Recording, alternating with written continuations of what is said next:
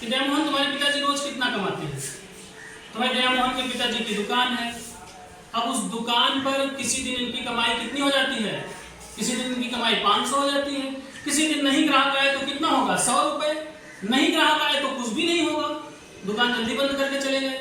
अगर किसी दिन ग्राहक आ गए तो 500 से ज्यादा कमा लेंगे। हम ये सपोज करो कि इनसे पूछ लें कि भाई दया मोहन आपके पिताजी की कितनी कमाई होती है पर डे, कितनी कमाई होती है पर डे, कितनी कमाई होती है, तो बता पाएंगे? नहीं बता पाएंगे। क्यों? क्योंकि अभी 500 बताएं कि 1000 बताएं कि 300 बताएं कि 200 बताएं कि 100 रुपया बताएं कि 0 बताएं, जिस दिन कमाई नहीं होती, दुकान नहीं खुलता, उस दिन का क्या बताएंगे? 0 बताना पड़ेगा ना। तो क्या ये फिक्स अमाउंट बता सकते हैं? नहीं बता सकते। ऐसे कंडीशन में सपोज करो इनके पिताजी एक दिन में कितना कमा रहे हैं, किसी दिन 50 रुपए, जल्दी दुकान बंद करके चले गए।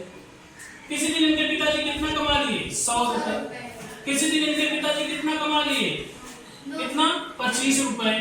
उस दिन पता चला कोई ग्राहक ही नहीं आया, नहीं आया ना कोई ग्राहक। किसी दिन इनके पिताजी की कमाई कितनी हो गई 400 हो गई, हाँ। फिर अगले दिन कितनी हो गई, मात्र 75 रुपए हो गई। ये बात सबको समझ में आ रहा है नहीं ना? अब ऐसे फ्लक्चुएशन में इनके पिताजी की कमाई कोई बता सकता है, गेस कर सकता है? नहीं कर सकता। अब क्या होगा कि हम इनसे पूछ लिए कि अपने पिताजी की कमाई बताइए, तो उन्होंने 5 दिन का एवरेज निकाला और उस एवरेज के हिसाब से अपने पिताजी की कमाई बता दिया। क्या एवरेज निकाला? सपोज करो यहाँ करना क्या है, ये जोड़ लेंगे, इसको क्या करेंगे, जोड़ लेंगे, जो भी चीजें हैं ये सबको जोड़ लेंगे। अब कितने बार, 1 2 3 4 और 5, इससे क्या किया इन्होंने, 5 से भाग दिया।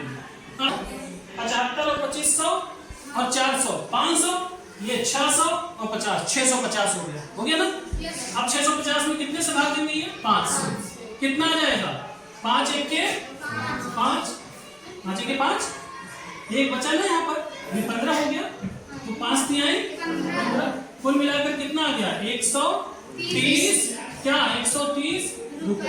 अब देखो ये, अब इनसे पूछ लो कि भाई 5 दिन हो गए दुकान खोले, कितने दिन हो गए, कितना कमाते हैं आपके पिताजी, तो भाई 5 दिन हो गए दुकान खोले, कितना कमाते हैं, अब ये बता देंगे कि मान के चलिए पर डे 130 रुपए कमा लेते हैं। कितना बता देंगे भाई, सीधी सी बात है, किसी दिन 400 कमाए हैं तो किसी दिन 25 रुपए भी तो कमाए हैं, किसी दिन ज्यादा कमाए हैं तो किसी दिन कम भी तो कमाए हैं। तो ना तो 400 बता सकते हो और ना तो 25 बता सकते हो। ऐसे केस में क्या बताओगे? ऐसे केस में आप बताओगे कि हमारे पिताजी की कमाई कितनी है, 130 रुपए। यही समांतर माध्य है। समझ में आया ना? समांतर माध्य का क्या उपयोग है, सबको समझ में आ गया? ठीक है।